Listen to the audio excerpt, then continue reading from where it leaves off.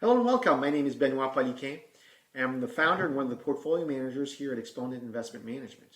Thank you for watching our short 2020 year-end review. Let's get started, shall we? We saw historic volatility in 2020. We had some really interesting performance anomalies that we're going to cover. And we're going to take a look at the economic snapshots, the winners and the losers, if you will. And finally, we're going to take a look at the 2021 and beyond.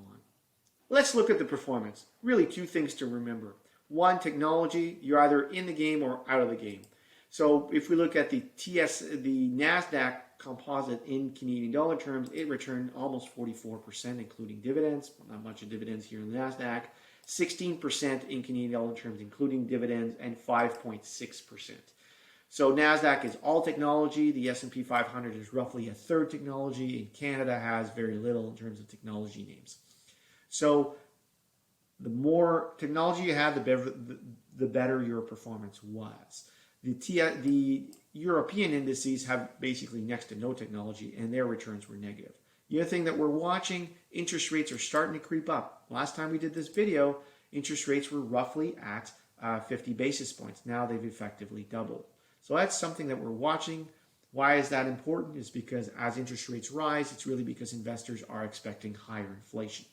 So 2020 was an interesting year where this diversification simply did not work. So it's a busy chart here, so we're going to go box by box. First box, top left, we've got the top 5 stocks by market cap, basically market value, gave us or outperformed the overall index by 36%.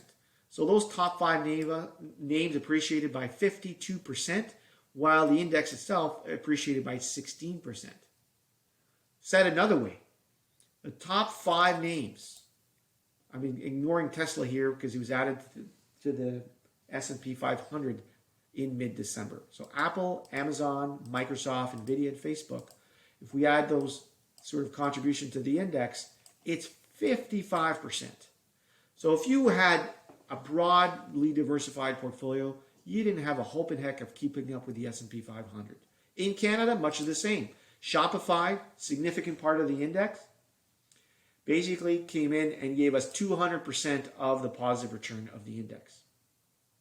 Substantial. So if you didn't own any Shopify, not a hope in heck of keeping up with the TSX, the S&P TSX Composite Index. So let's look at 2021 and beyond. What are we going to retain from our investment strategies, and how are your portfolios going to reflect these parameters? Well, what's immutable, we're still going to focus on dividends, or at the very least, companies that are returning shareholder wealth or profits, if you will, by share buybacks, ideally both. Quality balance sheets, we want to see companies that don't have too much debt, and the debt that you have is broadly laid out. They don't have any liquidity issues. We want to see proven management and a proven business model, and a global approach. We want to look at Canada, the US, but also global names. Valuation discipline, that will not go away. We want to buy things when they're attractively priced, and we will sell them when we feel they're overly priced, or overpriced, I should say. And we really don't manage investments based on headlines, so a lot of the names you will find actually ideally will never be in the headlines. Adjustments, well, rising interest rates and inflation are now on the horizon, which is unheard of. Really haven't had to deal with or worry about rising interest rates or inflation for a very, very long time. Direct-to-consumer, that is a trend that we are convinced it's here to stay. Companies that have been able to leverage their ability to sell their services or their goods directly to consumer have done phenomenally well. Think of Apple, Lululemon, Disney, Vans, Nike. All of these companies have done tremendously well. Brands are uber important in this world, and what the pandemic has shown is that they really are the moat of many businesses. We view brands really as top locations. If you were comparing companies to real estate holdings, top locations usually command the highest in rents. They're the last ones to fade in terms of prices, and they're the first ones to bounce back. Brands are important.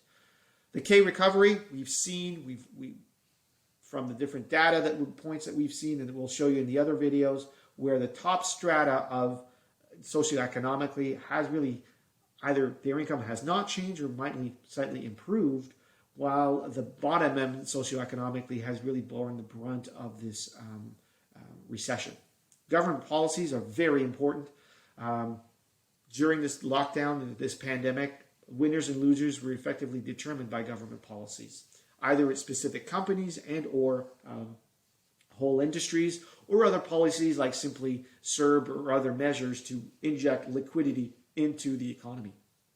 So though we expect those policies to continue to have a significant impact on winning companies or winning industries versus the ones that are suffering.